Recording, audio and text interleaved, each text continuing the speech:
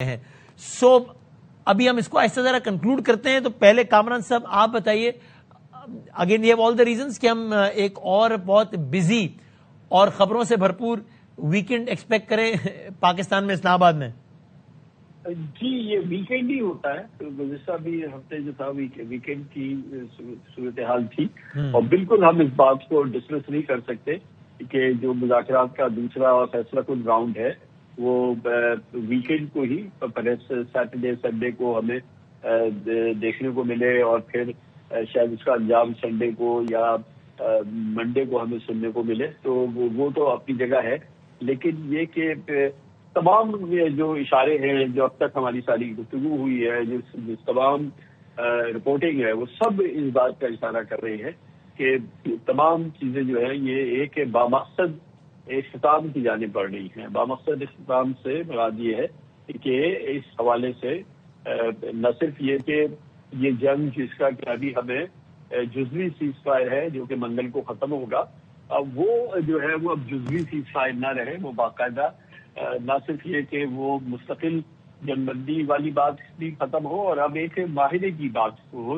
اور وہ سامنے آئے. تو یہ عین ممکن ہے کہ ظاہر ہے کہ یہ ہفتہ اتوار جو ہے یہ تو رکھ لیں آپ کی, یہ مصروفیت کا ہفتہ اتوار ہے خاص طور پہ ہم لوگوں کے لیے.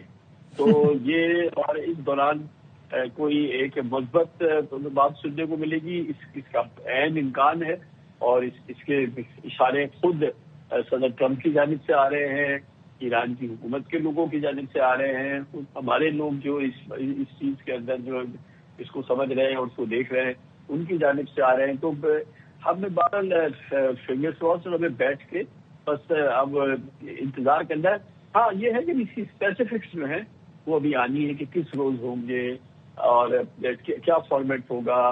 اور جیسے کہ بتایا کہ اس سے پہلے یہ تھا کہ یہ کام تصور یہ تھا کہ جو نچلی ترین سطح بھی ہوگی تو وہ یہی ہوگا کہ vice president J D Vance آئیں گے. اور بالکل میں اس سے پہلے مالک نے بات کی کہ پریزیڈنٹ ٹرمپ اب اگر معاہدہ ہو رہا ہے تو وہ پھر کسی اور کو اس کا کریڈٹ نہیں دینے دیں گے, وہ 100% پورا کریڈٹ وہ خود لیں گے. اور نہ صرف یہ بلکہ ایک اور بات بھی مالک نے کہی کہ وہ بہت امپورٹنٹ ہے کہ جو فیلڈ مارشل رہے ہیں 24 گھنٹے سے زائد, ابھی 30 گھنٹے سے زیادہ ہو گئے ایران میں, اس میں ایک چیز بڑی بہت ہی آئی تھنک مذاکرات کو کامیابی کی طرف پہنچانے میں یہ دن جو یہ 30 گھنٹے ہیں اس کا بہت بڑا کردار ہے.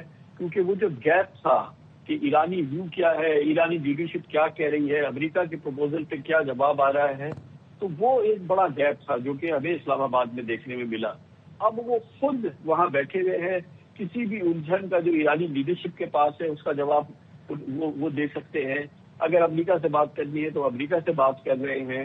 وہ اسی لیے یہ 30 گھنٹے کا وقت انہوں نے وہاں پہ گزارا ہے. اور یہ جو ایک بہت بڑا گیپ تھا کہ کمیونیکیشن جو ہے وہ ایرانی لیڈرشپ اور امریکیوں کے درمیان جو ہے وہ ان امپیڈڈ جو ہے وہ چلتی رہے, تو وہ اس گیپ کو انہوں نے پورا کیا ہے. تو یہ کل ملا کے جو تصویر بن رہی ہے وہ اللہ کے فضل سے بڑی عمدہ تصویر بن رہی ہے پوری دنیا کے لوگوں کے لیے. یہ ایک ہم کہہ سکتے ہیں کہ پر امید وہ اب ویکینڈ کی طرف جائیں گے, اور کل فرائیڈے ہے اور پھر اس کے بعد جب سیٹرڈے سنڈے کے آئے گا تو ہمارے پاس انشاءاللہ کل یا پرسوں تک تو ہمیں پتہ چل جائے گا کہ کب مذاکرات ہوں گے اور کیسے وہ. اور اب انشاءاللہ تعالی یہ مذاکرات بیک گراؤنڈ میں اتنی چیزیں ہو گئی کہ اب اس میں بہت زیادہ ٹائم نہیں لگے گا. یہ گھنٹوں بحث اور تکرار کے مذاکرات آئی ہوپ کہ نہیں ہوں گے, بلکہ یہ ایک اسموتھ طریقے سے یہ سفر جو ہے وہ اپنی اختتام کو پہنچے گا. مالک صاحب میں یہ عرض کر رہا تھا کہ ایسا مجھے سمجھ میں آتا ہے, آپ بتائیے کہ کتنا آپ ایگری کرتے ہیں اسے کہ یہ تو ممکن ہے کہ اب جو مذاکرات کا راؤنڈ ہے اس کے بعد بھی سب کچھ طے نہ پا جائے, لیکن یہ ممکن نہیں ہے کہ اس بار بھی مذاکرات کے بعد ایک آ جائے کہ کچھ بھی طے نہیں پایا ہے. فرق ہے نا دونوں میں, یہ نہیں ممکن. ایسا ہی ہے مالک صاحب؟ نہیں, دیکھیے میں نے آج کافی ڈیٹیلز دی تھی شو میں کہ ویکینڈ پہ کیا ہوا, کتنی باری لڑائی ہوئی, کتنی باری دیکھی ہم نے اس کو وہ لے کے گئے. ہم نے کل ایک تاریخ آپ کو دی تھی, ہم نے یاد رہے تھے کہ 19, 20, 21 یہ 3 دن ہیں. مجھے لگتا ہے اب یہ میری گیسٹیمیشن ہے کہ جس طرح کا تھیٹر کا ماحول بناتے ہیں نا ڈونلڈ ٹرمپ اور ٹی وی اور یہ، مجھے لگتا ہے کہ یہ جو بھی اگریمنٹ ہوگا نا، یہ 21 کو سائن کریں گے امریکن ہمارے ساتھ، وہ سیز فائر کا آخری دن ہوگا. پھر ٹرمپ صاحب کہیں گے دیکھیں سیز فائر کے آخری دن، پھر پسینے چھوٹ گئے، چھکے چھوٹ گئے ایرانیوں کے، اور ان کو میں تہذیب مٹانے ہی والا تھا کہ بس گزر گئی تو تہذیب مٹ جائے گی، اس لیے 21 کو آخر وہ میز پہ آگے. This is purely my guess, I have a feeling 19، 20، 21 critical days ہیں، لیکن نوئنگ ٹرمپ صاحب، میرا خیال ہے، میرا اندازہ یہ ہے کہ یہ اگریمنٹ 21 کو رکھیں گے، ایک grand stand finale, deadline same day, اگلے دن سے تباہ. آج ہم نے جو ہے دنیا پہ رحم کر دیا اور ہم نے سائن کر دیا. مجھے 21 کو ہوتے دیکھا ہے، لیکن یہ میری پیور ایک گیسٹیمیشن ہے.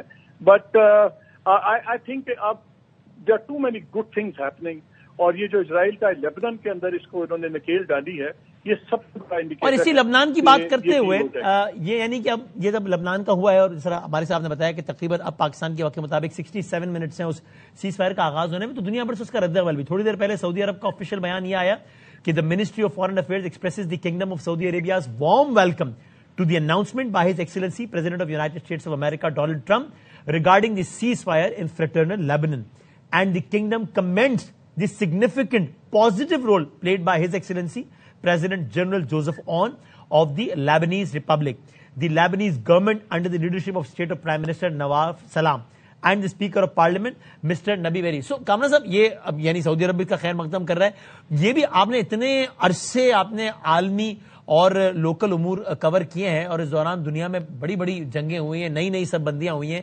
جس سطح پر ابھی سر لبنان کے معاملے میں دیکھا، دنیا کا ہر ملک کھل کر ہی آ گیا نا، یعنی میکرون سے لے کے تو اسپین، تو وہاں اٹلی نے تو ڈیفینس معاہدہ کینسل کر دیا، ہر ملک.